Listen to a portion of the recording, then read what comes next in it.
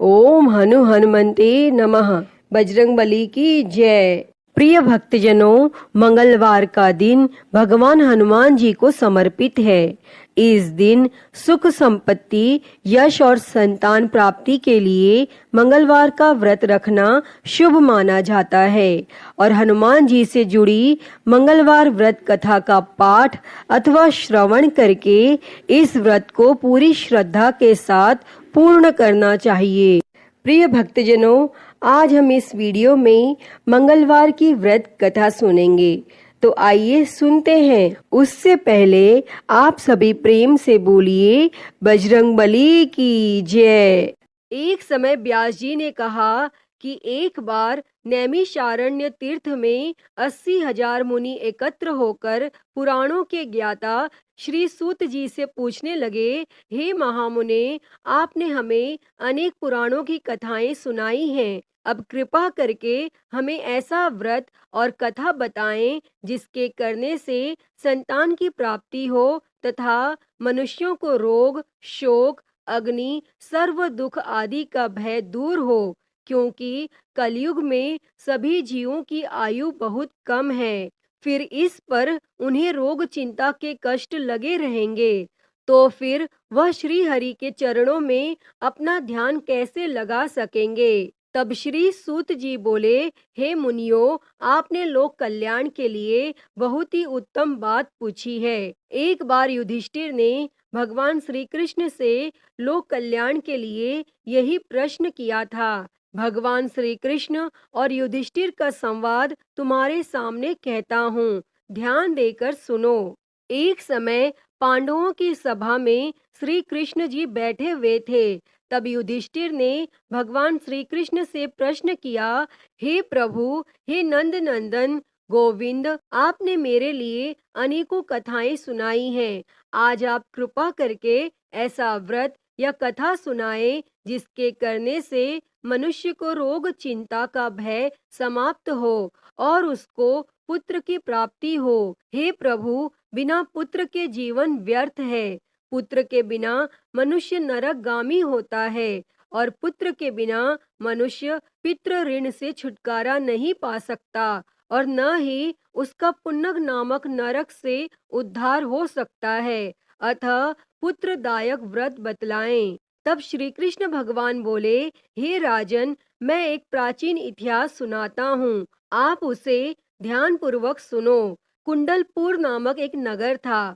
उसमें नंदा नामक एक ब्राह्मण रहता था और भगवान की कृपा से उसके पास सब कुछ था। फिर भी वह दुखी था। इसका कारण यह था कि ब्राह्मण की स्त्री सुनंदा के कोई संतान न थी। सुनंदा पतिव्रता थी, भक्ति पूर्वक श्री हनुमान जी की आराधना करती थी और मंगलवार के दिन व्रत करके अंत में भोजन बनाकर हनुमान जी का भोग लगाने के बाद स्वयं भोजन करती थी।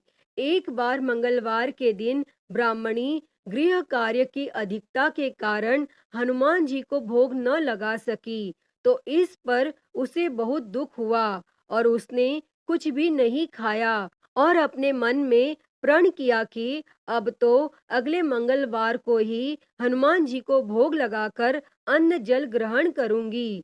तब ब्राह्मणी सुनंदा प्रतिदिन भोजन बनाती, श्रद्धा पूर्वक पति को खिलाती, परंतु स्वयं भोजन नहीं करती और मन ही मन श्री हनुमान जी की आराधना करती थी। इसी प्रकार 6 दिन गुजर गए और ब्राह्मणी सुनंदा अपने निश्चय के अनुसार भूखी प्यासी निराहार रही और अगले मंगलवार को ब्राह्मणी सुनंदा प्रातःकाल ही बेहोश होकर गिर पड़ी। तब ब्राह्मणी सुनंदा की इस असीम भक्ति के प्रभाव से श्री हनुमान जी बहुत प्रसन्न हुए और प्रकट होकर बोले, सुनंदा, मैं तेरी भक्ति से बहुत प्रसन्न हूँ, तू उठ और वर मांग।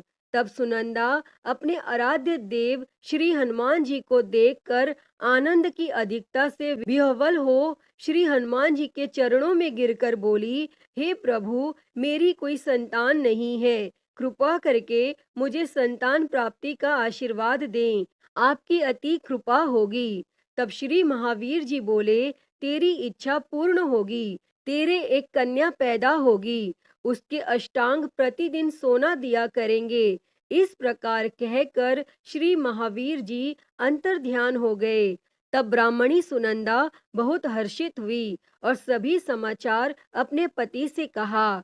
तब ब्राह्मण देव कन्या का वरदान सुनकर कुछ दुखी हुए, परंतु सोना मिलने की बात सुनी तो बहुत प्रसन्न हुए और विचार किया कि ऐसी कन्या के साथ मेरी निर्धनता भी समाप्त हो जाएगी।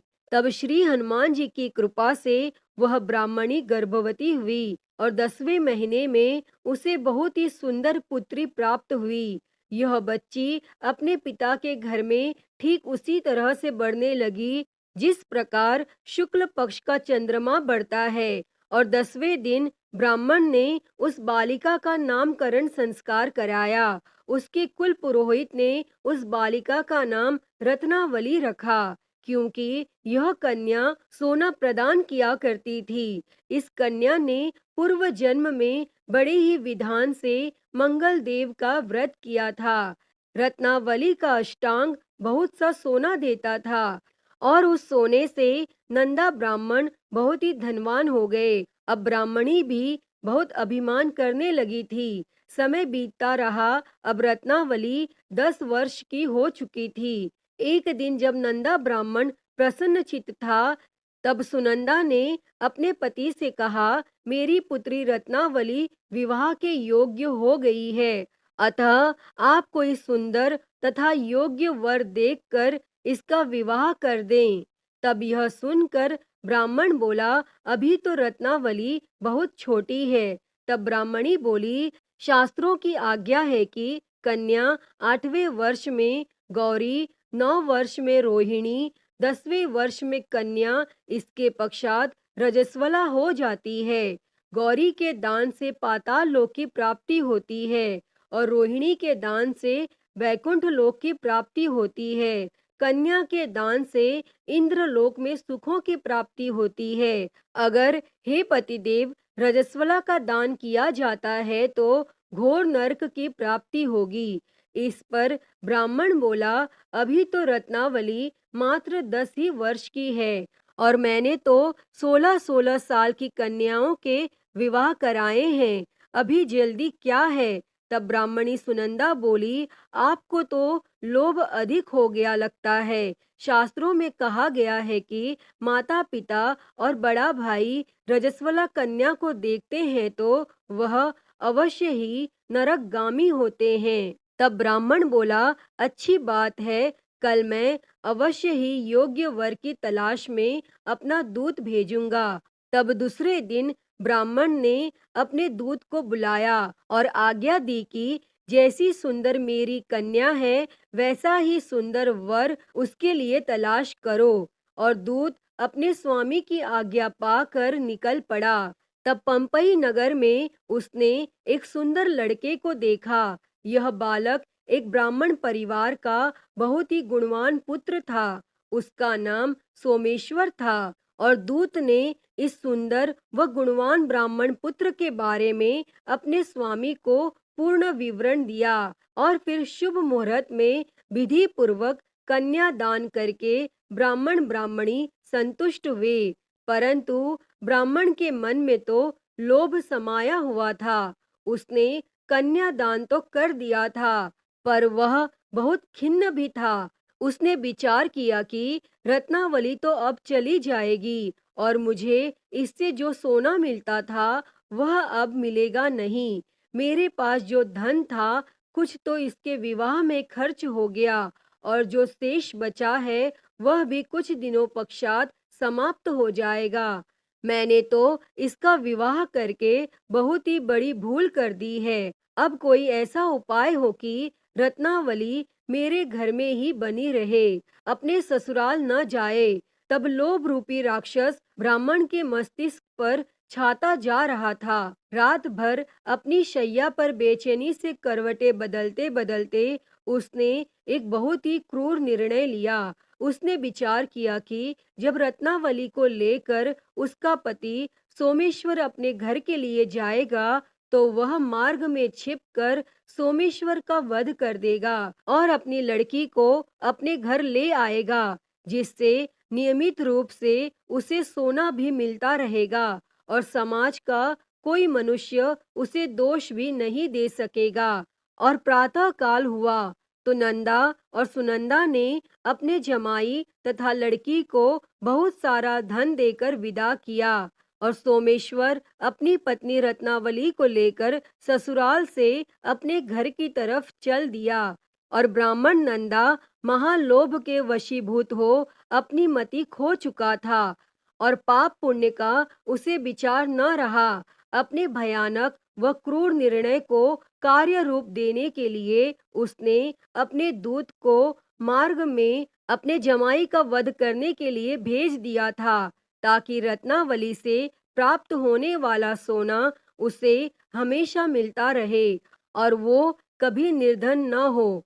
तब ब्राह्मण के दूत ने अपनी स्वामी की आज्ञा का पालन करते हुए उसके जमाई सोमेश्वर का मार्ग में ही वध कर दिया। तब यह समाचार प्राप्त कर ब्राह्मण नंदा मार्ग में पहुंचा और रुदन करती अपनी पुत्री रत्नावली से बोला, हे पुत्री, मार्ग में लुटेरों ने तेरे पति का वध कर दिया है। भगवान की इच्छा के आगे किसी का कोई वश नहीं चलता है। अब तू घर चल, वहां पर ही रहकर शेष जीवन व्यतीत करना। जो भाग्य में लिखा है वही होगा। और अपने पति की अकाल मृत्यु से रत्नावली बहुत दुखी हुई। करुण क्रंदन व रुदन करते हुए अपने पिता से बोली, हे पिताजी, इस संसार में जिस स्त्री का पति नहीं है उसका जीना व्यर्थ है। मैं अपने पति के साथ ही अपने शरीर को जला दूंगी और सती होकर अपने इस जन्म को, माता पिता के नाम को तथा सास ससुर के यश को सार्थक करूंगी। तब ब्राह्मण नंदा अपनी पुत्री रत्नावली के वचनों को सुनकर बहुत दुखी हुआ। विचार करने लगा, मैंने व्यर्थ ही जमाई वध का पाप अपने सिर लिया। रत्नावली तो उसके पीछे अपने प्राण तक देने को तैयार है और मेरा तो दोनों तरफ से मरण हो गया। धन तो अब मिलेगा नहीं, जमाई वध के पाप के फलस्वरूप यम यातना भी भुगतनी पड़ेगी। और यह सोचकर वह बहुत खिन्न हुआ।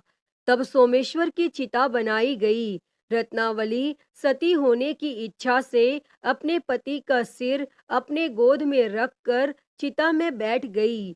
जैसे ही सोमेश्वर की चिता को अग्नि लगाई गई, वैसे ही प्रसन्न हो मंगल देव वहां प्रकट हुए और बोले, हे रत्नावली, मैं तेरी पति भक्ति से बहुत प्रसन्न हूँ, तू वर मांग। तब रत्नावली ने अपने पति का जीवन दान मांगा। तब मंगल देव बोले, रत्नावली, तेरा पति अजर अमर है, यह महाविद्वान भी होगा और इसके अतिरिक्त तेरी जो इच्छा हो वर मांग।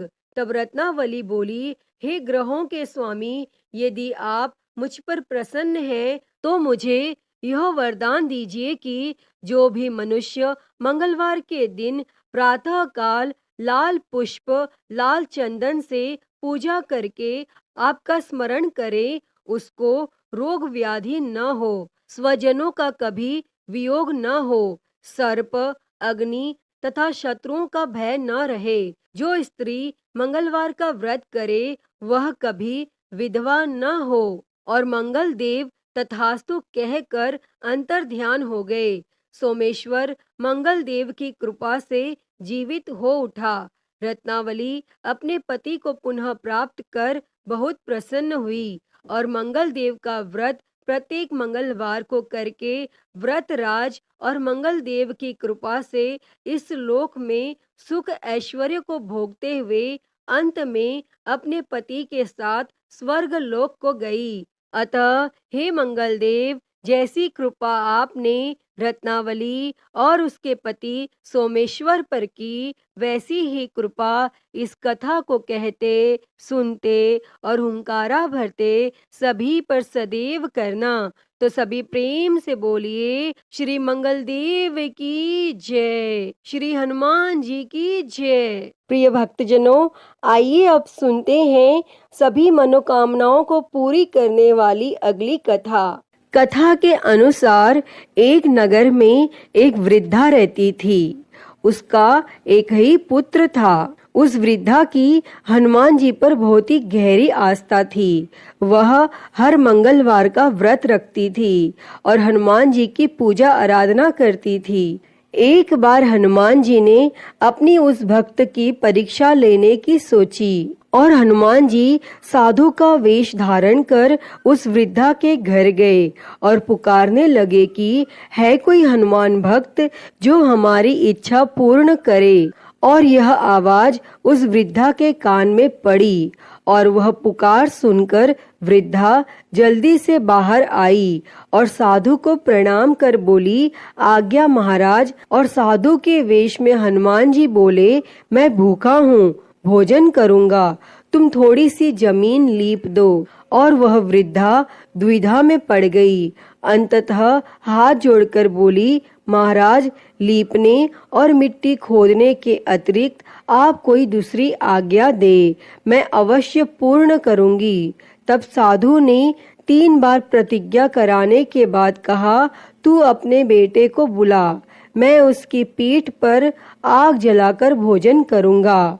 और यह सुनकर वृद्धा घबरा गई, परंतु वह प्रतिज्ञाबद्ध थी और उसने अपने पुत्र को बुलाकर साधु को सौंप दिया। और साधु वेशधारी हनुमान जी ने वृद्धा के हाथों से ही उसके पुत्र को पेट के बल लिटाया और उसकी पीठ पर आग लगवा दी और आग जलाकर दुखी मन से वह वृद्धा अपने घर में चली गई। और इधर भोजन बनाकर साधु ने वृद्धा को बुलाकर कहा कि उनका भोजन बन गया है, तुम अपने पुत्र को पुकारो ताकि वह भी आकर भोग लगा ले। तब इस पर वह वृद्धा बोली, उसका नाम लेकर मुझे और कष्ट ना दो। लेकिन जब साधु महाराज नहीं माने तो वृद्धा ने अपने पुत्र को आवाज लगाई और वह अपनी माँ के पास आ गया और अपने पुत्र को जीवित देखकर वृद्धा को बहुत ही आश्चर्य हुआ और वह साधु के चरणों में गिर पड़ी। तब हनुमान जी ने अपने वास्तविक रूप में प्रकट हुए और उस वृद्धा को भक्ति का आशीर्वाद दिया। तो सभी प्रेम से बोलिए, शंकर भगवान की जय हो, बजरंग बली की जय हो। आइए अब सुनते हैं मंगलवार व्रत की एक पौराणिक कथा। एक समय की बात है, एक ब्राह्मण दंपति की कोई संतान नहीं थी, जिस कारण वह बेहद दुखी थे।